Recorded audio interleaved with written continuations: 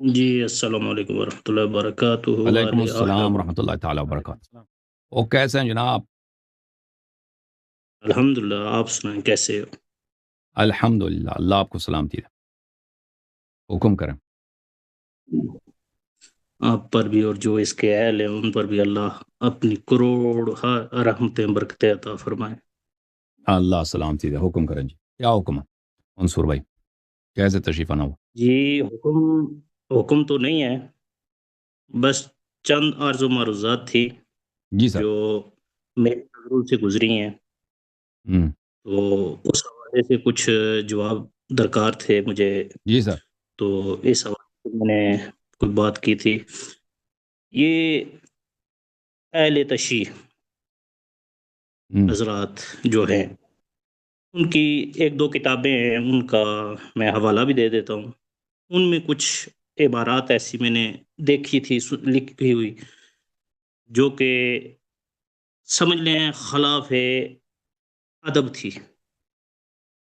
اس میں سب سے پہلی جو کتاب تھی وہ کتاب الاحتجاج، یہ علامت تبریزی کی ہے۔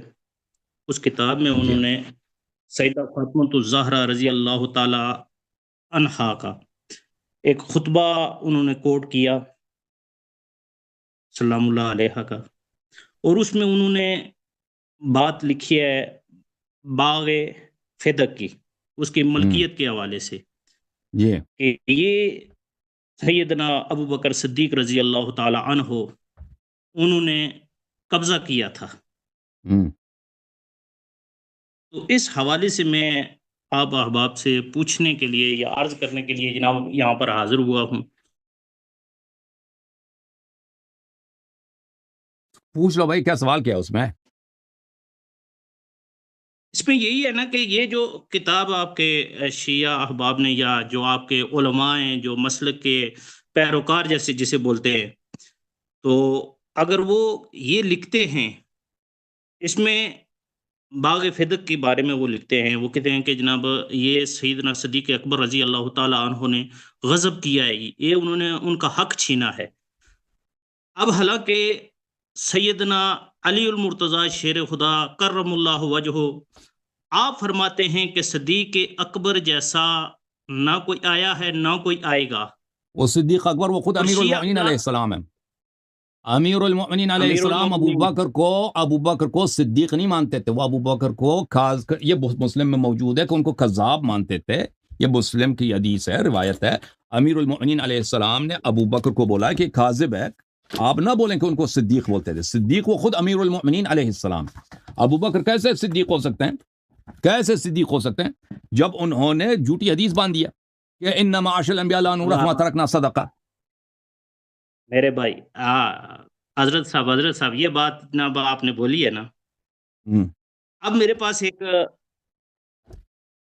محمد بن اسماعیل البخاری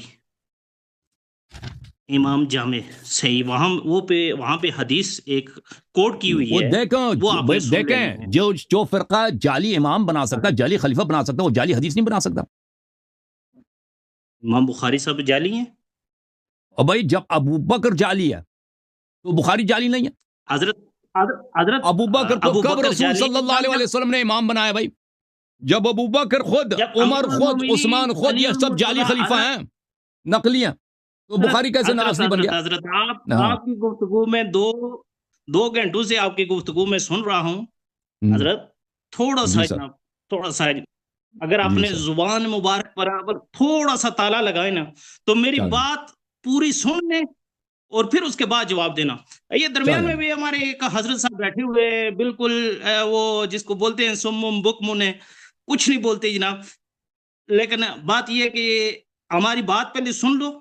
اب سیدنا علی المرتضی رضی اللہ تعالی عنہ بخاری شریف کی حدیث بخاری کو الجامع، ہم نہیں مانتے نا، بخاری کو ہم جعلی مانتے ہیں۔ آپ نہیں مانتے؟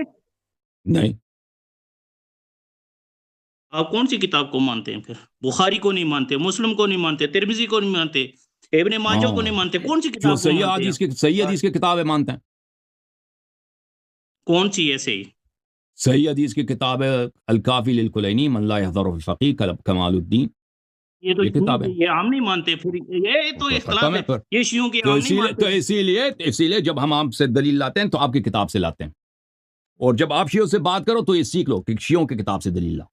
مناظرے کا یہ اصول ہے کہ جو دلیل لایا جاتا ہے یہ خصم کی حدیث کتاب پاک سے حدیث جانب کہاں سے مقابل آتی کی ہے؟ کتاب سے لایا جاتا ہے۔ حدیث میری بھائی، ایک کریم آقا جانے جانا حضرت محمد مصطفیٰ صلی اللہ علیہ وسلم نے فرمایا تھا کہ جو حدیث کا انکار کرتا ہے، حدیث کا جو صحیح حدیث کا انکار انکار کرے، کرتا ہے وہ تو مسلمان ہی نہیں ہے۔ ہاں اب بالکل، میں جو صحیح حدیث کا بیان انکار کرنے کرے نا لگا ہے، پہلے آپ صحت بولتے ثابت کرو، مانتے ہی نہیں ہیں پھر حدیث کو۔ پہلے دیکھو جو صحیح ثابت ہو جائے نا، اس طرح تو نہیں کہ دنیا میں جتنی حدیث ہیں وہ سب صحیح ہیں، جو بھی ادعا کریں کہ بھئی جب میں یہ حدیث ہے اور یہ حدیث سیدنا ہے، یہ علی صحیح ہے، تم نے المرتضیٰ انکار رضی کیا، اللہ تم تعالیٰ کافر ہو عنہ گئے۔ کا قول مبارک بیان کرنے لگا ہوں، آپ بولتے ہو وہ صحیح نہیں ہے۔ ہم مانتے ہی نہیں، جب ہم اس کتاب کو نہیں مانتے، اس کے راوی، اس کے مؤلف کو نہیں مانتے، اس کے راویوں کو نہیں مانتے، اس کے امام کو نہیں مانتے، تو پھر وہ اس سے کیوں دلیل لاتے ہو؟ اتنا عقل نہیں آپ میں۔ اور بھائی اب سیدنا علی المرتضیٰ کا قول بھی نہیں اب مانتے ایک آپ۔ نصرانی ادھر آیا، ایک پادری ادھر سے گیا، اس کو اتنا پتا ہے کہ میں اگر مسلمانوں سے مناظرہ کروں تو میں قرآن سے میں ثابت کروں گا کہ بائبل محرف نہیں ہے، اس کو اتنا پتا ہے کہ وہ جو دلیل لائے گا وہ قرآن سے لائے گا، ٹھیک ہے نا؟ اب اس کے پاس دلیل ہے یا نہیں وہ الگ بات ہے، لیکن اس کو اتنا پتا ہے۔ آپ کو اتنا نہیں معلوم کہ آپ جب شیعوں سے گفتگو کرتے ہو تو ایسے دلیل لاؤ جو شیعوں کے نزدیک وہ قابل قبول ہو، اس کو پتہ ہی نہیں ہے جی۔ تو ایسے یہ کیا شیعہ حضرات اگر کیا ہم کہتے ہیں؟ بخاری کو شیعہ حضرات مانتے ہیں اپنی بھائی، کتابوں اگر میں ہم ایسے بخاری لکھتے کو ہی نہیں مانتے ہیں۔ ہیں، مسلم کو مانتے ہیں، تو ہم شیعہ کیوں ہوتے ہیں؟ شیعہ کیسے ہو سکتے ہیں؟ تو حدیث کہاں سے اخذ کرتے ہیں آپ؟ اس کو پتہ ہی اسی نہیں ہے۔ بات پہ آ جاؤ۔ ہم صحیح کتب حدیث سے لیتے ہیں، حضرت صحیح مجھے کتب سے پتا ہے۔ لیتے ہیں۔